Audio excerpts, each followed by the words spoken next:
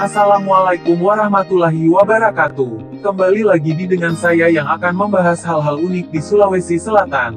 Baik itu sejarah, budaya, hingga kuliner.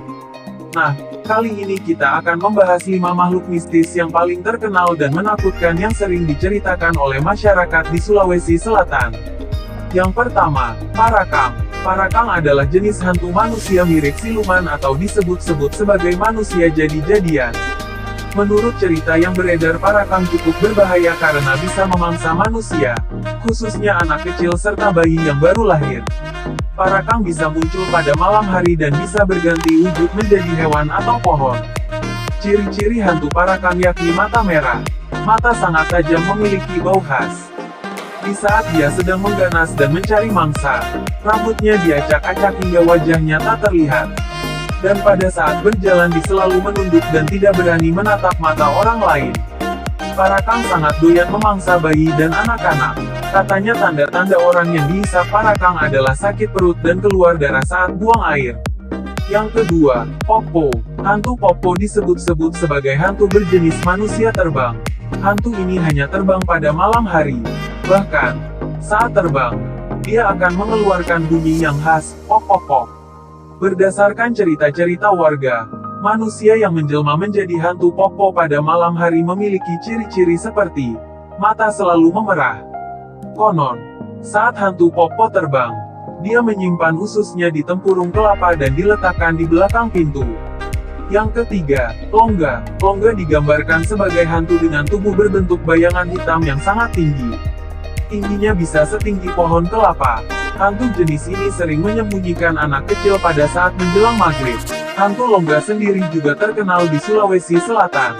Konon, anak yang disembunyikan oleh Longga bisa jadi ada di sekitar rumah tapi tidak bisa dilihat oleh orang yang mencarinya. Anak-anak yang diculiknya akan diberi makan kaki seribu, cacing dan binatang menjijikkan lainnya. Yang keempat, Asu Panting. Asu Panting adalah hantu dengan jelmaan serigala. Hantu ini memiliki kemampuan lari yang sangat cepat. Dua kaki depannya lebih pendek dari kaki belakangnya.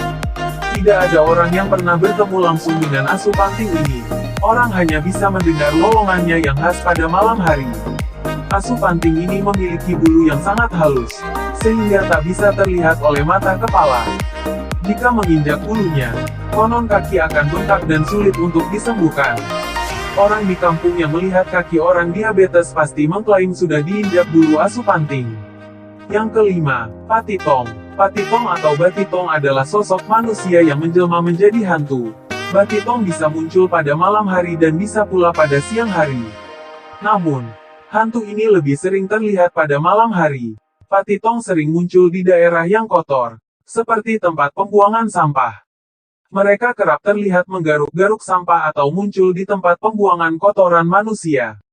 Pada malam hari, Patitong berjalan dengan menggunakan cahaya yang dari lubang hidungnya. Cahaya itu terlihat bola api kecil yang keluar masuk dari hidung.